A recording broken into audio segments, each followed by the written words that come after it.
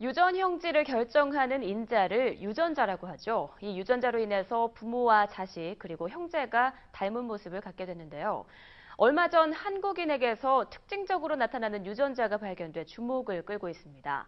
그래서 오늘은 한국인 게놈 프로젝트를 진행하고 있는 테라젠 바이오 연구소의 박종화 소장을 모시고 이번 연구의 성과와 또 향후 계획에 대해 들어보는 시간 마련했습니다. 테라젠 바이오 연구소의 박종화 소장 나와주셨습니다. 안녕하십니까? 안녕하세요. 네. 게놈 연구재단과 바이오 기업인 테라젠 이텍스가 공동으로 진행한 대표적인 한국인 게놈 프로젝트, KPGP라고 들었는데요. 이 프로젝트에 대해 소개 좀 해주시죠. 예. 먼저 게놈에 대해서 소개 말씀드리면 한 인간이나 혹은 생명체가 가지고 있는 모든 유전 정보의 총합을 게놈이라고 합니다. 네. 60억 쌍의 염기가 있고요. 한국인 게놈 프로젝트는 기본적으로 모든 한국인 5천만 명을 다 해독하고 분석하는 프로젝트입니다. KPGP는 그 중에서 가장 대표적인 것으로 일반인들의 게놈을 해독하고 분석하는 것입니다. 네, 그렇군요.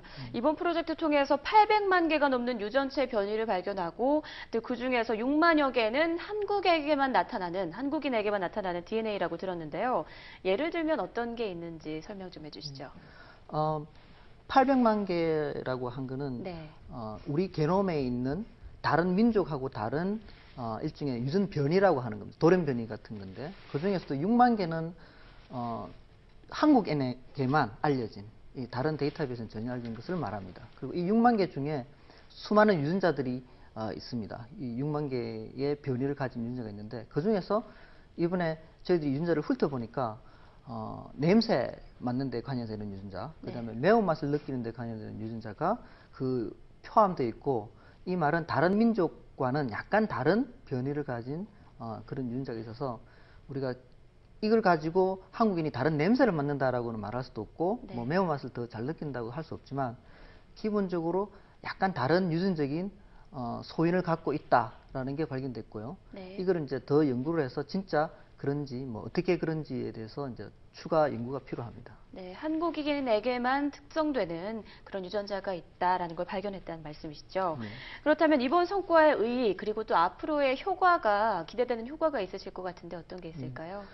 이번 성과의 큰 의의는 기본적으로 한국인이 어떤 게놈을 가지고 있는가, 다시 말하면 표준적으로 어떤 한국인이 어떤 게놈이 한국인의 표준 게놈인가에 대한 어떤 시발점이라고 할 수 있는 그런 기초 데이터가 나왔고요.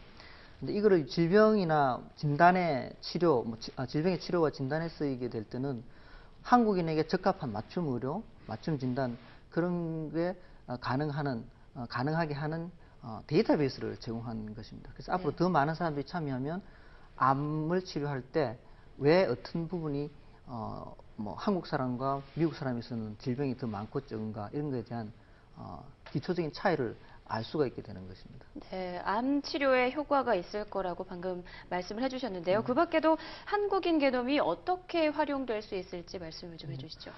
참저 표준이라고 그래서 기본적으로 5천만 명이면 5천만 명의 이 사람들이 다양한 변이를 갖고 있는데 일종의 표준이 있어야지 뭐 표준이 아닌 질병의 유전적인 변이가 어떤 건지를 알 수 있는 비교할 수 있는 어떤 기준이 됩니다.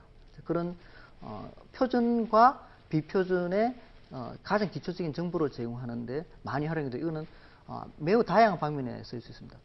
의료뿐만 아니라. 네, 그렇군요. 또 한 가지 특징적이라고 할 만한 것이 이번 연구에서 클라우드 컴퓨팅 기술이 도입했다고 들었거든요. 네, 클라우드 컴퓨팅 많이 들어본 얘기인데 이 기술을 활용하게 된 배경은 무엇인지 또 클라우드 컴퓨팅이 무엇인지 소개를 좀 해주시죠. 먼저 클라우드 컴퓨팅은 슈퍼컴퓨팅의 새로운 용어라고 보시면 됩니다. 게놈 데이터가 워낙 크기 때문에 이거를 분석 처리하기 위해서는 엄청난 양의 컴퓨팅이 필요합니다. 그 방법 중에 가장 앞서 있는 게 클라우딩이고요. 그 클라우딩 컴퓨팅을 저희들이 마침 KT가 이런 뛰어난 기술을 가지고 있습니다.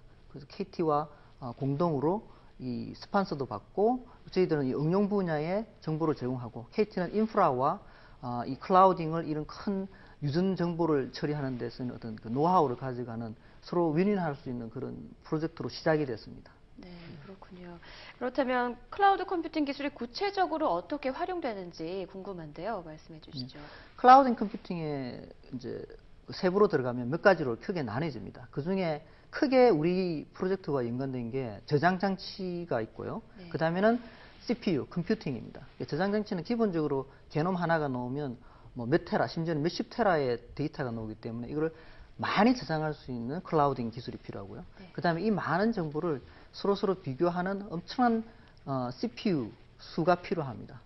그래서 이 세부적으로는 이런 컴퓨팅을 엄청난 양의 데이터를 처리하는데 사용할 수 있는 그걸 했고, KT가 기본적으로 이게 이제 많은 컴퓨터를 주고 이제 빠른 네트워크 그런 걸 정하고, 저희들은 거기에 올라서 파이프라인이라고 하는 어떤 프로그램을 돌립니다. 유전 분석 프로그램을 돌려서 그 결과를 KT를 통해서 여기 참여하신 분들한테 다운로드 받게 하고 그런 식으로 세부적으로 진행이 됐습니다. 네, 말씀을 듣다 보니 이번 연구가 아마도 IT와 BT 융합의 효과를 보여준 대표적인 사례가 될 것 같다는 생각이 드는데요.